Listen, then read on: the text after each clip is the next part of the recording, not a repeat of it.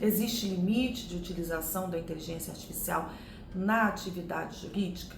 Pois então, hoje o tema é esse, a utilização da inteligência artificial, principalmente pelos advogados, baseado em situações que eu vou trazer aqui, que já ocorreram outras vezes, mas que remete aqui, inclusive, aos novos posicionamentos dos tribunais. Pois bem, o primeiro caso é um advogado que se utilizou de jurisprudência e precedentes inexistentes para poder trabalhar a sua petição de recurso junto ao STJ. Tanto o STJ como o STF, recurso especial e recurso extraordinário, eles exigem na sua admissibilidade a juntada daqueles julgamentos, daqueles precedentes, daqueles julgados que se coloca, que se cita na petição. E eles têm que ser verdadeiros. O que aconteceu aqui?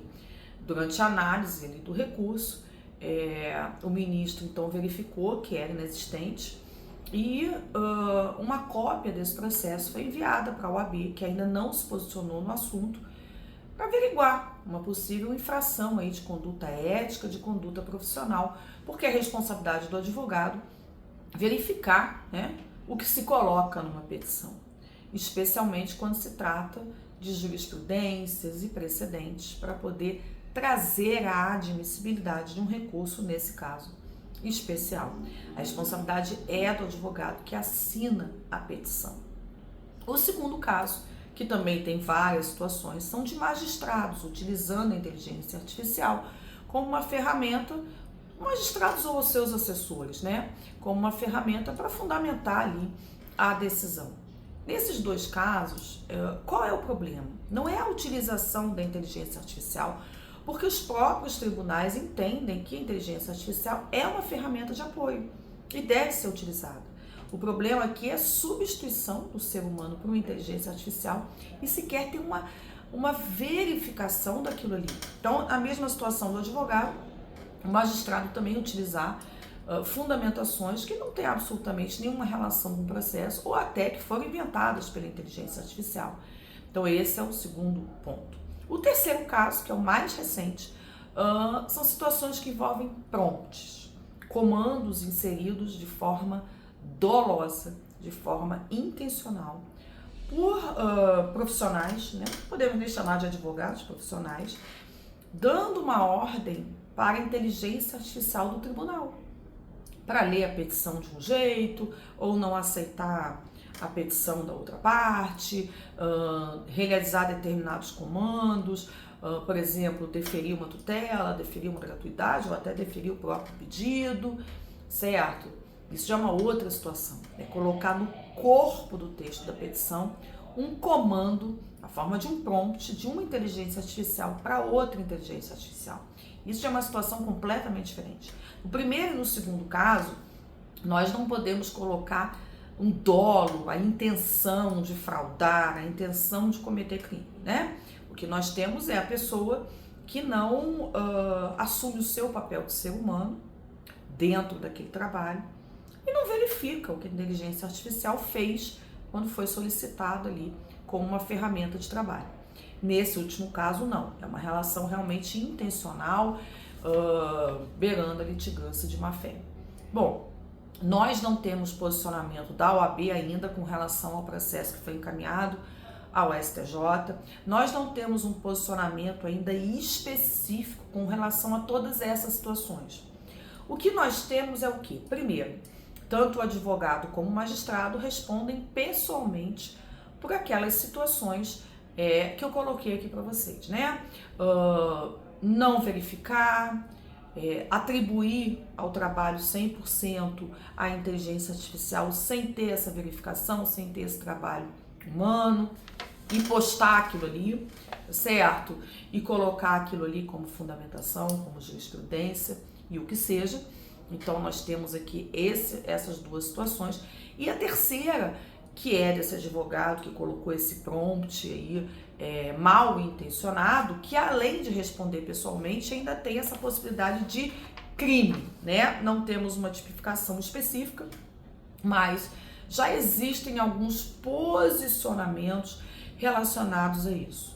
Como eu disse, o STJ ainda não se posicionou nesse caso específico. Mas nós temos tribunais como, por exemplo, de Minas Gerais, o Tribunal de Justiça de Minas Gerais, que já fez uma nota fazendo essa diferenciação, né, colocando, pontuando essas situações, não pela não utilização da inteligência artificial, mas sim pela forma.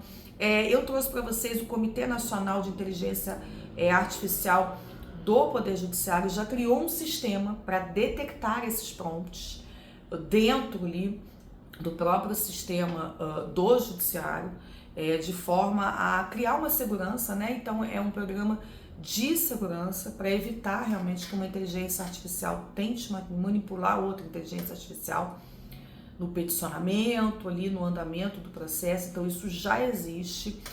O TRT também já se posicionou, também com relação a isso, mas são notas, são posicionamentos pontuais, né? Não existe ainda uma situação específica.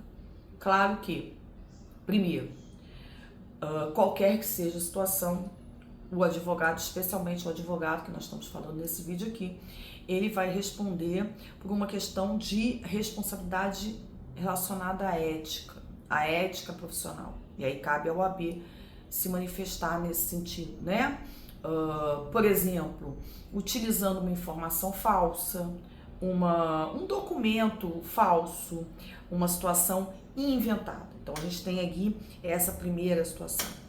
A segunda responsabilidade que nós temos é se uma situação como essa gera danos a um cliente. Então, por exemplo, um recurso desses que é inadmitido, né? Ele é inadmitido porque o que foi colocado ali foi inventado e não atende aos requisitos de admissibilidade de um recurso. Só pontuando aqui, né, a gente tem vários, como eu já coloquei no início desse vídeo. Agora parece que vai entrar mais um, que é provar que esse recurso não é um interesse pessoal individual, mas que o tema ali tratado no recurso especial, extraordinário que seja, tenha relevância coletiva. Então você tem também trazer essa prova. E aí não pode inventar naturalmente. E tendo um recurso não admitido por questão de juízo de admissibilidade, não porque julgou e entendeu que não tem direito, isso pode sim gerar prejuízos sérios ao cliente. E é obrigação de reparação pelo advogado. Além disso, podemos ter também a questão do profissionalismo, né? Vamos colocar assim, de uma ética processual, né? Então esse advogado também, e consequentemente a parte, pode ter uma condenação de litigância de má-fé, por exemplo, dependendo aí do que for feito. O estelionato processual, ele não é um crime tipificado no artigo, mas ele é usualmente falado, né? Estelionato processual em determinadas situações. Então isso também pode ocorrer processualmente. No campo criminal, apesar de não ter um crime específico nesse sentido, né, artigo tal falando sobre isso, pode-se incluir uma falsidade ideológica, como por exemplo eu disse, colocar um documento falso, alguma documentação falsa. Pode incidir também no patrocínio infiel, aí é por conta do advogado. Então veja, uma situação gerada por uso de uma inteligência artificial sem o devido cuidado pode gerar reflexos civis e criminais, né? E é a pessoa que assina aquela petição, que se utiliza daquilo ali, que responde, principalmente o advogado, né? Que é o caso aqui que nós estamos tratando. Então eu repito, nenhum tribunal, poder judiciário de um modo geral, ele não proíbe, muito pelo contrário, ele entende que a inteligência artificial é uma ferramenta que ajuda no trabalho do dia a dia, tanto nas decisões como nos peticionamentos, no andamento do processo de um modo geral. Mas ele jamais pode substituir o ser humano na elaboração das petições, na elaboração das decisões, correto? E no que seja ali, até na análise de um processo, porque muitos usam a inteligência artificial para analisar um processo e tomar uma decisão, ok? O que não pode, jamais, além de não ter essa revisão do ser humano é essa utilização dolosa, como por exemplo inserir prompts nas petições, para que uma inteligência artificial dê ordem para outra.